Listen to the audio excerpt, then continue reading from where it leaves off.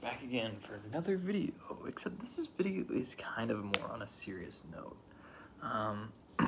So back in 2018, May 27th of 2018 to be more specific,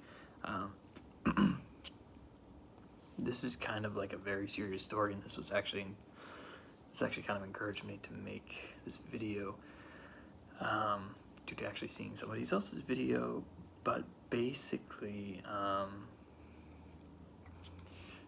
somebody that I was very much into,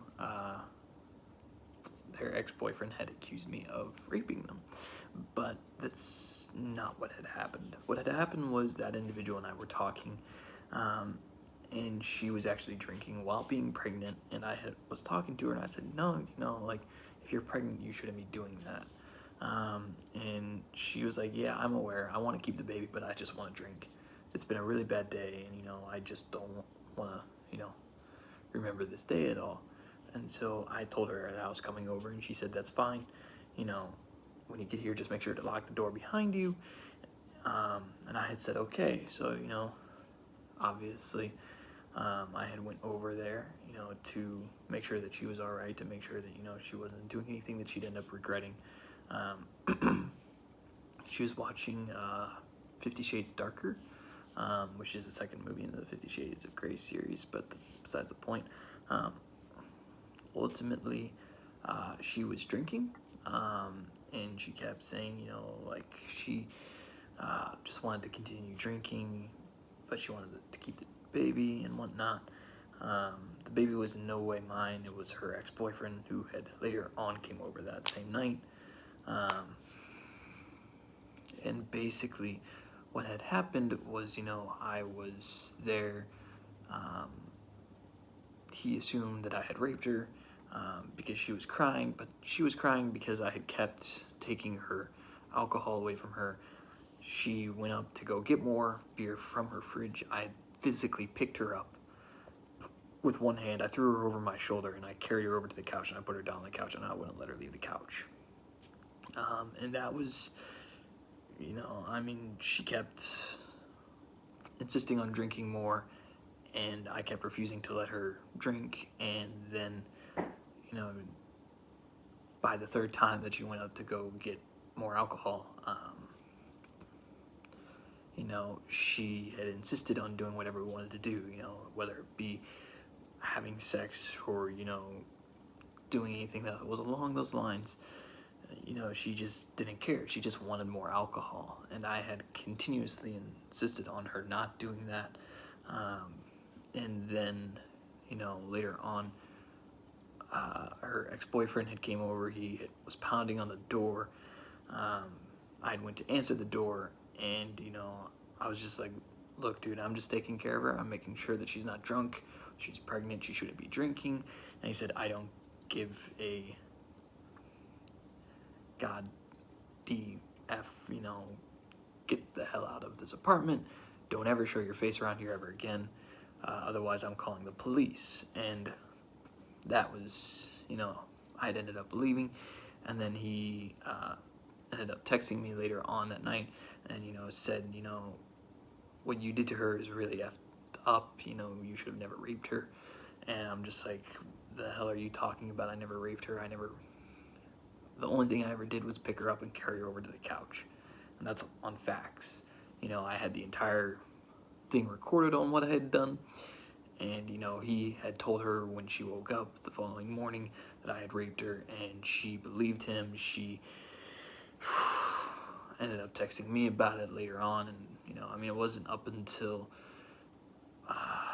September of last year that she had ended up finding out the truth and finally ended up believing me over him. But, it's still a matter of the principle that I was accused of being a rapist, and, I had went to the police department about it in that situation, and I said, hey, look, this is the truth. This is what actually happened. This didn't happen at all. I'm being accused of this. I want to ensure, my safety and, prove my innocence. And I showed them the entire footage. I played back to them the entire recording of everything. And, they ended up saying, well, you have proof that you didn't do it. And, you know, if anything, when these individuals come in to report you, you know, you can press charges against them for false reporting against you, trying to give you a bad name, as well as trying to get you arrested. And, you know, I mean, being 19 years old and 19, 20 years old and being accused of raping someone isn't the best case, especially somebody who is enlisting into the United States military.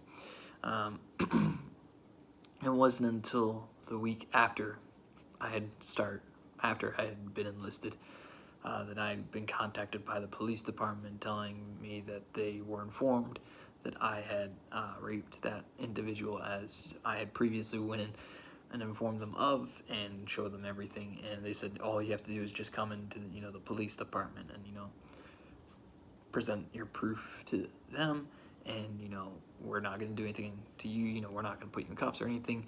You're just going to show them the footage. You're going to show them the voice recordings. You're just going to do all of that, and they can't do anything. And then they said, well, her ex-boyfriend was just like, well, I want to sue. I want to sue him because he refused to believe what he had seen as well as heard, and he's still trying to prove that wrong, because he wants to, I don't even know what he wants to do, honestly, but the fact of the matter is that I ended up having to deal with that, and I've been having to deal with that for 2 years almost now. It's the 9th, and so in about 19 days, no, 18 days, so 18 days it will be officially 2 years of that incident. And prior to that,